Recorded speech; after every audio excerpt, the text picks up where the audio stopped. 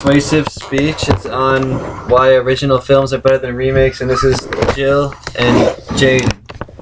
Okay. The art of filmmaking and experience of moviegoing have, over the past 100 years, successfully ingrained themselves into the fabric of today's society so greatly that it would be almost impossible to conceive a world where these worldly pleasures did not exist. Film has become just as, or even more popular, than its other artistic contemporaries like music and literature. It is a highly respected profession, with its biggest stars some of the most famous and popular people worldwide, as well as being some of the wealthiest. Perhaps the greatest film director of all, Stanley Kubrick, was once quoted about film as saying, "A film is, or should be, more like music than like fiction. It should be a progression of moods and feelings.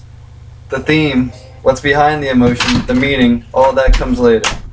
This helps to emphasize the importance people place on film and how it is able to be enjoyed by everybody because of its amazing ability to portray on-screen human actions and emotions. With that being said, there are some films that dare to try something new, to be innovative, the ones that cause us to think and feel instead of just visualize. Oftentimes, these films are the ones original in content that bring fresh ideas to the screen. However, as of recently, Hollywood has taken it upon themselves to begin to recreate these original films and turn them into loud, high-budget productions that are usually visually cutting-edge, but have completely lost the artistic style that the original film had. It is very sad for a movie buff when they see one of their beloved classics get demolished by today's film producers, and that is why it is important to realize how much better original films are when compared to these remakes. Original films are better because they present to the audience something new and fresh, have more of a chance of innovating the film industry with different ideas, and show true originality over films that have simply been remade from ideas in the past. To start, the literal definition of an original film is a film reversal or negative shot by a camera as opposed to film that is a dupe. One may say negative or original and they mean the same thing, but saying original is the most efficient way to communicate that something is the real deal and not copied. The literal definition of a remake is something that is made again, especially a new version of an old film.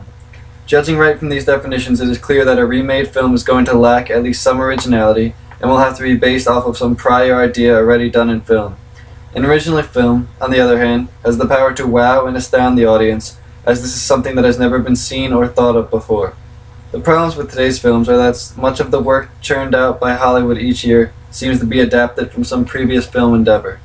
In Jason Dietz's article entitled "Are Original Movies Really Better Than Derivative Works?" on Metacritic.com, the opening sentence written is, "It appears that no existing concept, however tenuous, can escape the reach of the Hollywood studios, who will seemingly devote every resource they have to avoid developing an original idea." This sentence is the feeling that many moviegoers of today have, as Hollywood is constantly criticized for huge, unoriginal, over-budgeted productions with multiple explosions and violent action scenes to hold their audience's attention, while forgetting about story depth and character development. To support this, Paul Sheary wrote in his article, "Come on Hollywood, get your big budget movies under control" on JoeBlow.com that, "Who needs a pesky script when you have an all-star cast and a prop department already hard at work? Half the work is done, right? Obviously, the gamble has paid off enough times to become a trend." The complaints Sheary has are shared by many other moviegoers who respect the classics of film and realize that today the creativity involved in creating enjoyable films has substantially decreased as films are rushed into development for the sole object of making money. Now, aside from original films merely presenting something new and fresh to the audience, they also have the power to be innovative and important in presenting new ideas or film concepts that had not previously been accomplished.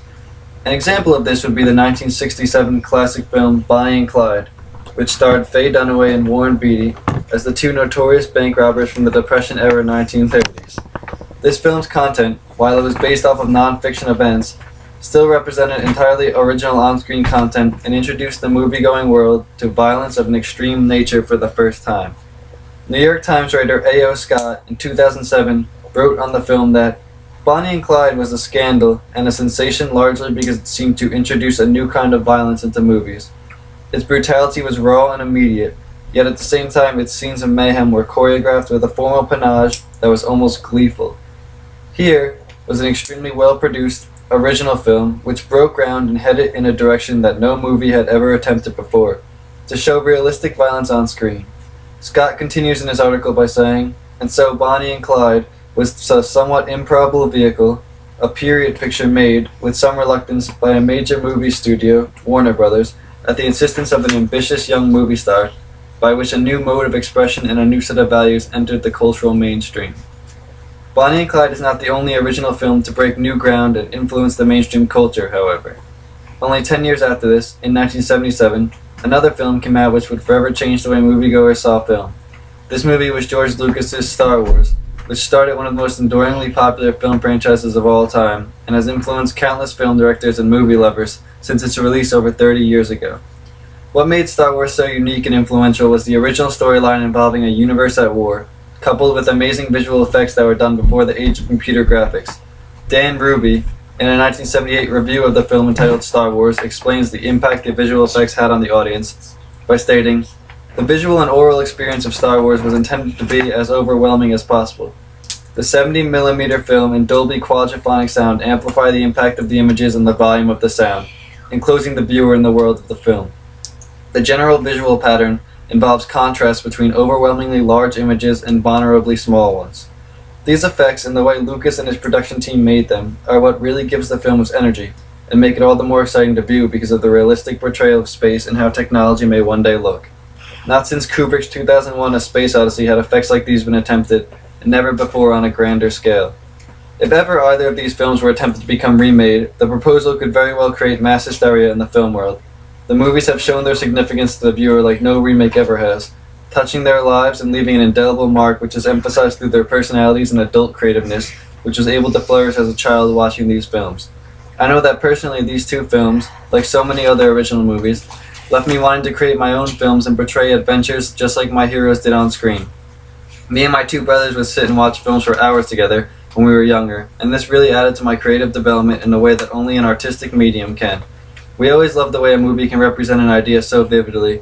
We were always also sorely disappointed when something we loved was being recreated for modern audiences and most likely being ruined, such as the Texas Chainsaw Massacre or The Day the Earth Stood Still. The disappointing feeling of having something you love changed and redone because people have grown tired of the original can be devastating when one truly feels passionate about such art. With that in mind, I researched some statistics of Hollywood productions, and this reaffirmed my fears that the film genre has lost its original edge. Jason Diaz provides us with multiple graphs and charts that show the decline of originality, providing statistics that sequels per year average 19, remakes per year average 12, film adaptations of any non-film media per year average 57, true stories per year average 17, and original ideas per year average 70. This helps to show that the original ideas in film are outnumbered 105 to 70 when it comes to movies produced yearly. So more than half of the films moviegoers see throughout the year have unoriginal content being shown. And over the past 5 years, only 43% of all wide-release films have been based on original ideas. Diaz informs the reader that the best time of year to catch an original story is in the spring, when 52% of releases are original stories. The summer months and the December holiday season, unsurprisingly, are packed with the highest percentage of films based on pre-existing material. In conclusion, for those film lovers who are like me and enjoy original content and ideas associated with the films they view, to wait for every spring to see something which we enjoy can seem very tedious and turn one off the moviegoing as a whole. I would much rather stay in and watch a classic film than go out to the theaters to see some rehashed idea of that film with big budget explosions and numerous violent action scenes which did not appear in the original. That seems to be the big problem with moviegoers today. Their lack of an attention span and inability to sit through 2 minutes of dialogue and character development without having to be entertained by 30 minutes of fast-paced action afterwards. There's a great imbalance in the way producers and screenwriters decide to tell stories these days, and this is obvious in almost every movie currently out in theaters. The exceptions are some of Wes Anderson's films, most notably the most recent Moonrise Kingdom, but one film most certainly cannot make up for the rest